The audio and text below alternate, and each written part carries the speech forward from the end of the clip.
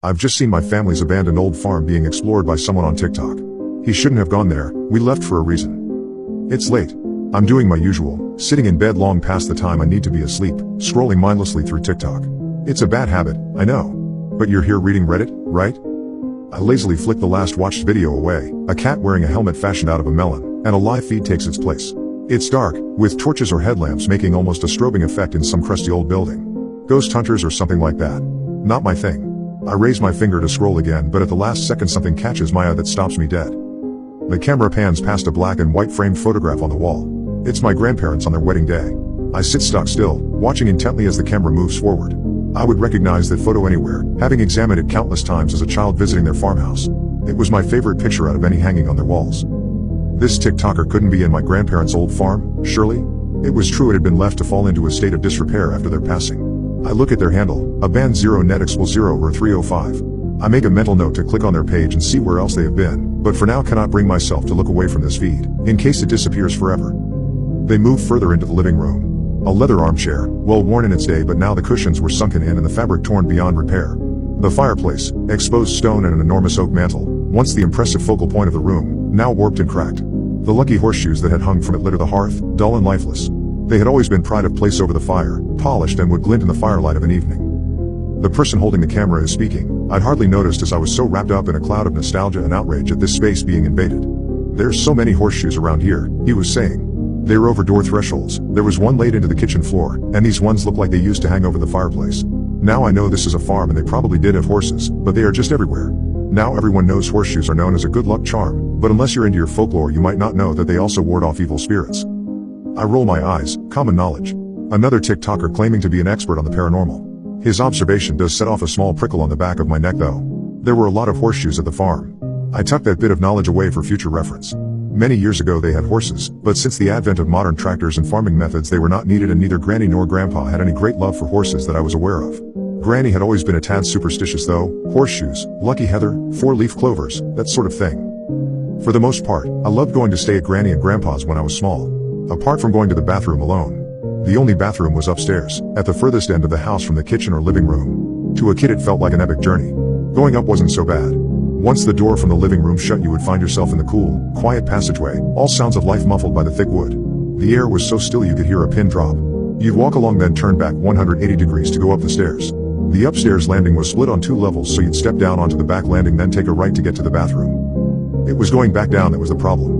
Since I was old enough to go to the bathroom unaccompanied, once I turned that corner and got to the top of the stairs, a feeling would hit, like an icy finger in the small of your back. Run. I would run down the stairs and back to the kitchen as quickly as my little legs could carry me. More than that, it was imperative that at no point did I turn and look back up at that landing. Bad things would happen if I looked back.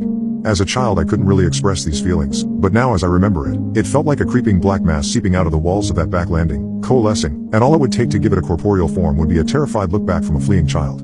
Then I would have opened the wooden door and it felt like all the colors suddenly seeped back into the world, the warmth and noise of a busy family home flooding my senses. Like pressing play and the film restarts where it left off. In the live camera feed, they approach that solid oak door. It's hanging on one hinge, slightly ajar and swaying almost imperceptibly. I notice before the cameraman says aloud that there is a large cast iron horseshoe, big enough for a Shire horse or Clydesdale, nailed above the threshold that I don't remember, but it suddenly feels important. Like a talisman thrown up in a last-ditch effort to stop something.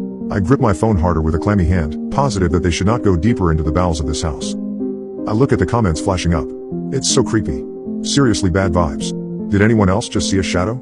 With a shaky hand I start typing a comment, telling them not to go in there, to just leave. As if they will listen to me, just another voice in the throng. In my peripheral vision as I'm typing I can see the guy push open the door, which gives way with a creak, and just as I'm about to press send I hear a sharp intake of breath. What the? I hear him whisper. I drop my phone onto the bed in shock. Standing side by side in the passageway are 2 gaunt figures dressed in nightgowns.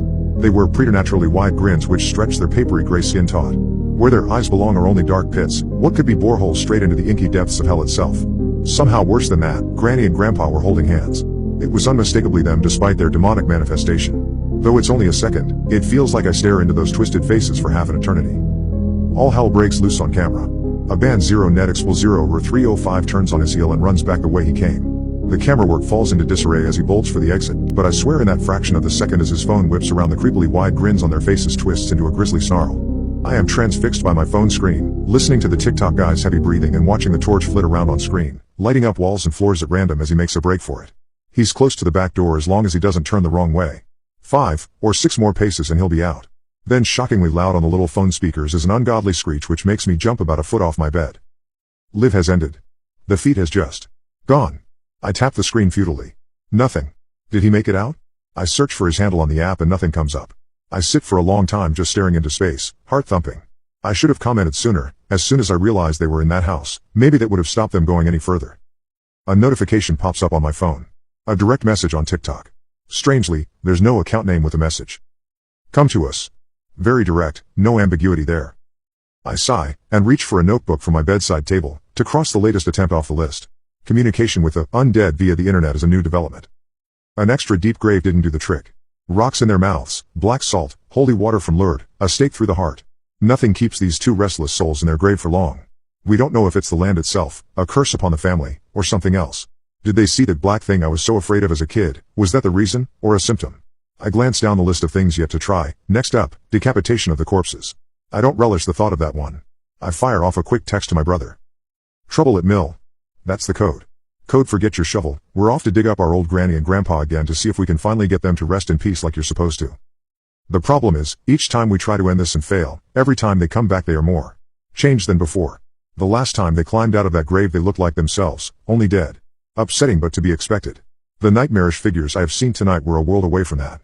I worry we are giving them power, feeding them somehow. But we can't just let them roam free. Especially when other people get caught in the crossfire. I think this is going to require some outside help.